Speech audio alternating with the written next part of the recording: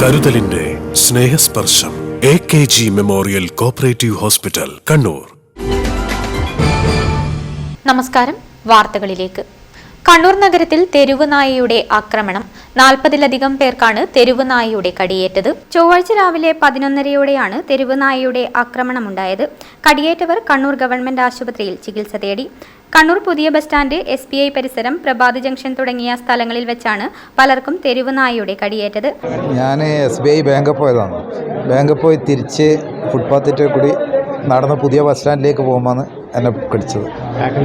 ആ ബാക്കിൽ നിന്നല്ല വരുന്നത്, അത് സൈഡിൽ ഇങ്ങനെ വരുന്നത് കാണുന്നില്ല, അത് പെട്ടെന്ന്. അപ്പോൾ വയറിലും കടിയും എല്ലാം ഒപ്പരാണ്. അപ്പോൾ എന്നെ കടിച്ചപാട് അടുത്താൾ കടിച്ചു പോയി. കടിക്കുന്നതോ കാണുന്നില്ല, എല്ലാവരും ഇരുവരും മയങ്ങി. ഞാൻ നോക്കുമ്പോൾ ചുറ്റോട് ചോര വറ്റുന്നത് കാണുന്നുണ്ട്. അങ്ങനെ കടിക്കുമ്പോൾ എൻ്റെ കയ്യിൽ കുടയുണ്ടായി. ഞാൻ ആ കുടേനെ കൊണ്ട് അടിച്ചേ പിന്നെയാണ് എന്നെ അത് ഇളക്കി അല്ലെ കൂടുതൽ കടിച്ചതിനെ.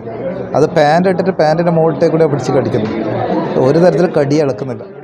+1 വിദ്യാർത്ഥി നീർക്കടവിലെ നവനീത്, ഫോർട്ട് റോഡിൽ ഇന്ത്യൻ കോഫി ഹൗസ് ജീവനക്കാരൻ കൂത്തുപറമ്പിലെ സിബിൻ, മുഴപ്പിലങ്ങാട് സ്വദേശി അബ്ദുൽ നാസർ, തളിപ്പറമ്പ് സ്വദേശി ഗണേഷ് കുമാർ, കങ്കോലിലെ വിജിത്ത്, തമിഴ്നാട് ചിന്നസേലം സ്വദേശി ഭാഗ്യരാജ്, മുണ്ടേരിയിലെ റാഷിദ, SBI ജീവനക്കാരൻ രജീഷ്, അഞ്ചരക്കണ്ടിയിലെ റെജിൽ, എറണാകുളത്തെ രവികുമാർ, കണ്ണപുരത്തെ ശ്രീലക്ഷ്മി, വാരം സ്വദേശി സുശീൽ, കുറുവവട്ടം കുളത്തെ അജയകുമാർ, കൂത്തുപറമ്പിലെ സഹദേവൻ, കീഴറയിലെ ഹമീദ്, രാമന്തളിയിലെ പവിത്രൻ, കടമ്പൂരിലെ അശോകൻ, നായോട്ടുപാറ സ്വദേശി സീന, കൂത്തുപറമ്പിലെ മനോഹരൻ, പുതിയ തെരുവിലെ വിജിന, കൊട്ടിയൂരിലെ സാജു, കാഞ്ഞങ്ങാട് സ്വദേശി നന്ദന, മണിക്കടവിലെ ജിനോ തുടങ്ങിയവർക്കാണ് കടിയേറ്റത്.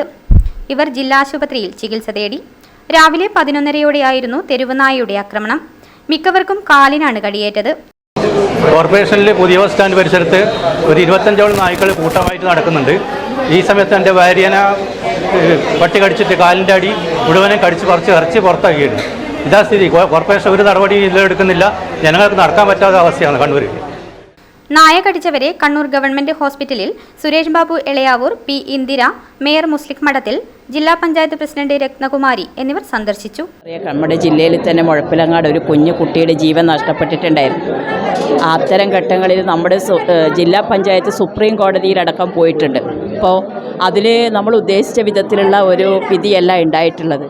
പക്ഷേ കേരളത്തിനകത്തുള്ള കേരള സർക്കാർ ഒരു സർക്കുലർ ഉത്തരവ് കൊണ്ടുവന്നിട്ടുണ്ടായിരുന്നു. ഓരോ തദ്ദേശ സ്ഥാപനങ്ങളും ആ തദ്ദേശ സ്ഥാപനത്തിനകത്തുള്ള ഇങ്ങനെ അലഞ്ഞു തിരിഞ്ഞ് നടക്കുന്ന പട്ടികളെ ഒരു ഷെൽട്ടർ നിർമ്മിച്ചുകൊണ്ട് അതിൽ സംരക്ഷിക്കണമെന്നുള്ളത് വലിയ പ്രയാസമാണ്. ഇവിടെ 40-45ഓളം പേരെയാണ് കടിച്ചത്. അത് നല്ല മുറി, എല്ലാ ആളുകൾക്കും പ്രയാസം ഉണ്ടായിട്ടുണ്ട്.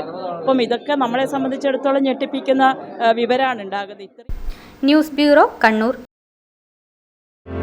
Madhurag gold and diamonds, Madhurag building, Kannur road, Chakkarakal.